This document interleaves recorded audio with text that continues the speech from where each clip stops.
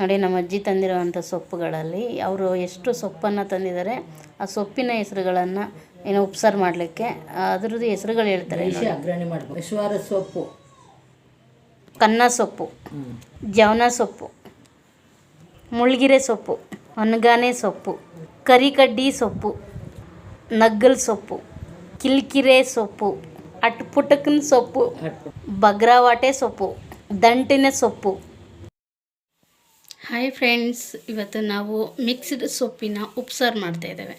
So ಇದು ಏನಂತ ಹೇಳಿದರೆ, ನಮ್ಮ ಅಜ್ಜಿಯವರು ಒಂದು ಬೇರೆ ಬೇರೆ ರೀತಿಯ ತರಕಾರಿ ಸೊಪ್ಪನ್ನು, ಅಂದರೆ ಜಮೀನಲ್ಲಿ ಸಿಗುವಂಥ ಸೊಪ್ಪುಗಳನ್ನು ತಗೊಂಡು ಬಂದಿದ್ದಾರೆ. ಸೊ ಅದರದ್ದು ಉಪಸಾರು ತುಂಬ ಟೇಸ್ಟಿಯಾಗಿರುತ್ತೆ. ಇದು ಮಿಕ್ಸಲ್ಲಿ ಹಾಕಿ ಉಪಸಾರ ಮಾಡೋದ್ರಿಂದ ತುಂಬ ಟೇಸ್ಟಿಯಾಗಿ ಕೂಡ ಇರುತ್ತೆ. ಸೊ ಹಾಗಾಗಿ ನಾನು ಒಂದು ಬಾಣಲೆ ಅಷ್ಟನ್ನು ಸೊಪ್ಪನ್ನು ತಗೊಂಡಿದ್ದೇನೆ. ಎಲ್ಲ ಸೊಪ್ಪು ಕೂಡ ಮಿಕ್ಸಡಲ್ಲಿದೆ. ಸೊ ತುಂಬ ಟೇಸ್ಟಿಯಾದ ಉಪಸಾರ ಕೂಡ ಆಗುತ್ತೆ. ಸೊ ನಾನು ನಿಮಗೆ ಹೇಳ್ತಿರೋಂಗೆ ನೋಡಿ, 1 ಬೌಲಷ್ಟು ಹೆಸರು ಕಾಳನ್ನು ತಗೊಂಡಿದ್ದೇನೆ. ಅದರ ಜೊತೆಗೆ 1 ಬೌಲಷ್ಟು ತೊಗರಿಬೇಳೆಯನ್ನು ಕೂಡ ತಗೊಂಡಿದ್ದೇನೆ. ಇವಾಗ ನೀವೇನು ನೋಡ್ತಾ ಇದ್ದೀರಲ್ಲ, ಹೆಸರು ಕಾಳನ್ನು ಸಪ್ರೇಟಾಗಿ ಹುರಿದುಕೊಳ್ಳೋಣ. ನೋಡಿ, ಪಾತ್ರೆಯನ್ನು ಕಾಯ್ಲಿಕ್ಕೆ ಇಟ್ಟಿದ್ದೇನೆ. ಸೊ ಅದಕ್ಕೆ ಹೆಸರು ಕಾಳನ್ನು ಹಾಕ್ಕೊಳ್ಳೋಣ. ಕಾಳನ್ನು ಚೆನ್ನಾಗಿ ಹುರಿದುಕೊಳ್ಳೋಣ. ತುಂಬ ಸೀಸ್ಕೊಳ್ಳೋ ಕೂಡ ಹೋಗಬಾರ್ದು. ಸ್ವಲ್ಪ ಬೆಚ್ಚಗಾಗೋ ಮಟ್ಟಿಗೆ ಫ್ರೈ ಮಾಡ್ಕೊಳ್ಳೋಣ ಇದನ್ನು.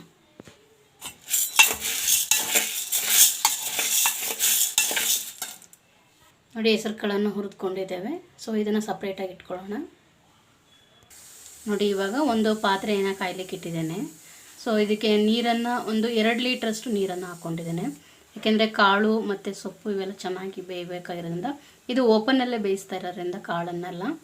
ಸೊ ಹಾಗಾಗಿ ನಾನು ಒಂದು 2 ಲೀಟ್ರಷ್ಟು ನೀರನ್ನು ಹಾಕಿದ್ದೇನೆ, ಮತ್ತು ಕ್ವಾಂಟಿಟಿ ಕೂಡ ಅಷ್ಟೇ ಇದೆ. ಈಗ ನಾನು ಒಂದು ಪಾತ್ರೆ ನೀರು ಕಾಯ್ತಾ ಇದೆಯಲ್ಲ, ಅದಾದ ನಂತರ ಕಾಳನ್ನು ಹುರಿದು ಇಟ್ಕೊಂಡಿದ್ದೀವಲ್ಲ, ಸೊ ಇದನ್ನು ಒಂದು 2 ಲೋಟ ಅಷ್ಟು ನೀರನ್ನು ಕೂಡ ಹಾಕಿ ಇಡೋಣ. ಸೊ ಇದು ನೀರು ಕುದಿಯುವಾಗ ಕಾಳನ್ನು ಹಾಕ್ಕೊಳ್ಳೋಣ. ಎಲ್ಲ ರೀತಿಯ ವೆಜಿಟೇಬಲ್ ಸೊಪ್ಪು, ಅಂದರೆ ಬೆರಕೆ ಸೊಪ್ಪು, ಇವೆಲ್ಲ ಕೂಡ ನಮ್ಮ ಅಜ್ಜಿ ಅವ್ರಿಗೆ ಗೊತ್ತಿರೋದ್ರಿಂದ, ಇದು ಸೊಪ್ಪನ್ನು ಅವ್ರು ಹೇಳ್ಕೊಟ್ಟಿರೋದ್ರಿಂದ ಇದು ಉಪಸಾರು ತುಂಬ ಟೇಸ್ಟಿಯಾಗಿರುತ್ತೆ. ಅದಕ್ಕೋಸ್ಕರ ಎಲ್ಲವನ್ನು ಸಣ್ಣದಾಗಿ ಕಟ್ ಮಾಡಿ ತೊಳೆದಿಟ್ಕೊಂಡಿದ್ದೇನೆ. ಕಾಳನ್ನು ತೊಳೆದಿದ್ದೇನೆ. ಸೊ ಇವಾಗ ಹಾಕೋಣ. ನೀರು ಕೂಡ ಇವಾಗ ಕುದೀತಾ ಇದೆ. ನೀರು ಇವಾಗ ಕುದಿಲಿಕ್ಕೆ ಸ್ಟಾರ್ಟ್ ಆಗಿದೆ. ಇವಾಗ ಹಾಕೋಣ. ನೋಡಿ, ನೀರು ಕುದೀತಾ ಇದೆ. ಹೆಸರು ಕಾಳನ್ನು ಹಾಕ್ಕೊಳ್ತಾ ಇದ್ದೇನೆ. ತೊಳೆದಿರೋಂಥ ಕಾಳು ಹುರಿದಿರೋದು. ಸೊ ಇದಾದ ನಂತರ ತೊಗರಿಬೇಳೆನೂ ಕೂಡ ತೊಳೆದು ಹಾಕ್ಕೊಳ್ಳೋಣ. ನೋಡಿ, ತೊಗರಿಬೇಳೆನೂ ಕೂಡ ತೊಳೆದಿದ್ದೇನೆ. ಇವಾಗ ಅದನ್ನು ಕೂಡ ಹಾಕ್ಕೊಳ್ಳೋಣ. ನೋಡಿ, ಹೆಸರು ಕಾಳು ಕುದೀತಾ ಇದೆಯಲ್ಲ, ಅದ್ರ ಜೊತೆಗೆ ಇವಾಗ ತೊಗರಿಬೇಳೆ ತೊಳೆದಿರೋದನ್ನು ಕೂಡ ಹಾಕ್ಕೊಳ್ತಿದ್ದೀನಿ. ಇವಾಗ ಕಾಳೇನು ಬೇಯ್ತಾ ಇದೆಯಲ್ಲ, ಒಂದು 5 ರಿಂದ 10 ನಿಮಿಷ ಚೆನ್ನಾಗಿ ಬೇಯಬೇಕು. ಇದಕ್ಕೆ ಒಂದು ಡ್ರಾಪ್ ಅಷ್ಟು ಎಣ್ಣೆ ಹಾಕ್ಕೊಳ್ತೀನಿ. ನೋಡಿ,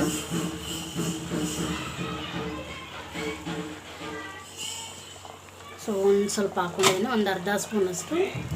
ಕಾಳೇನು ಬೆಂದಿದೆಯಲ್ಲ, ಸೊ ಇಷ್ಟು ಬೆಂದಿದ್ರೆ ಸಾಕು, ಈ ರೀತಿಯಾಗಿ. ಸೊ ಇಷ್ಟು ಇದರಲ್ಲಿ ಬೆಂದಿದ್ರೆ ಇವಾಗ ಸೊಪ್ಪನ್ನು ಹಾಕ್ಕೊಳ್ಳೋಣ. ತೊಳೆದಿಟ್ಟಿರೋಂಥ ಎಲ್ಲ ಥರದ ಸೊಪ್ಪನ್ನು ಮಿಕ್ಸ್ ಮಾಡಿರೋದನ್ನು ಹಾಕ್ಕೊಳ್ಳೋಣ. ಇವಾಗ ನೋಡಿ, ಎಲ್ಲ ಥರದ ಸೊಪ್ಪನ್ನು ಮಿಕ್ಸ್ ಮಾಡಿರೋದನ್ನು ಹಾಕ್ಕೊಳ್ತಾ ಇದ್ದೇವೆ. ಸೊ ಅದು ಬೆಂದರೆ ಎಲ್ಲ ಕಡಿಮೆ ಆಗುತ್ತೆ.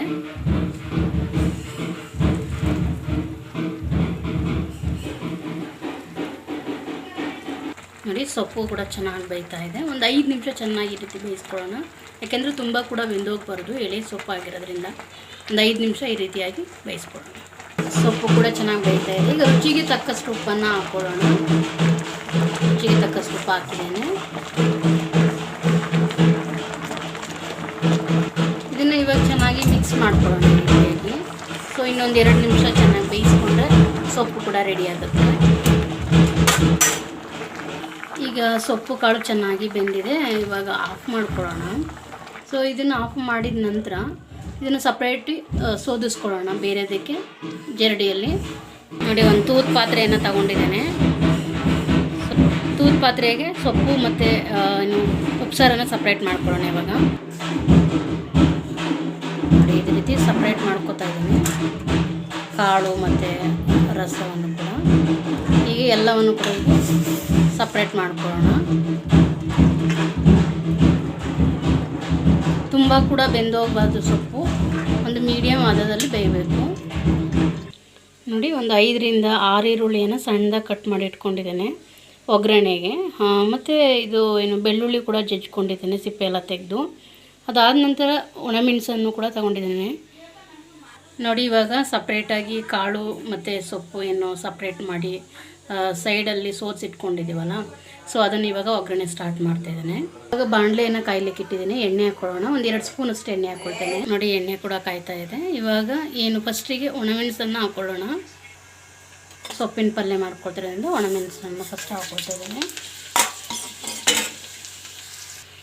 ಇವಾಗ ಬೆಳ್ಳುಳ್ಳಿಯನ್ನು ಹಾಕ್ಕೊಳ್ಳೋಣ. ಚೆನ್ನಾಗಿ ಫ್ರೈ ಮಾಡ್ಕೊಳ್ಳೋಣ. ನೋಡಿ ಚೆನ್ನಾಗಿ ಫ್ರೈ ಆಗಿರೋ ಜೊತೆಗೆ ಈರುಳ್ಳಿಯನ್ನು ಹಾಕ್ಕೊಳ್ಳೋಣ. ನೋಡಿ ಈರುಳ್ಳಿಯನ್ನು ಚೆನ್ನಾಗಿ ಫ್ರೈ ಮಾಡ್ಕೊಳ್ಳೋಣ.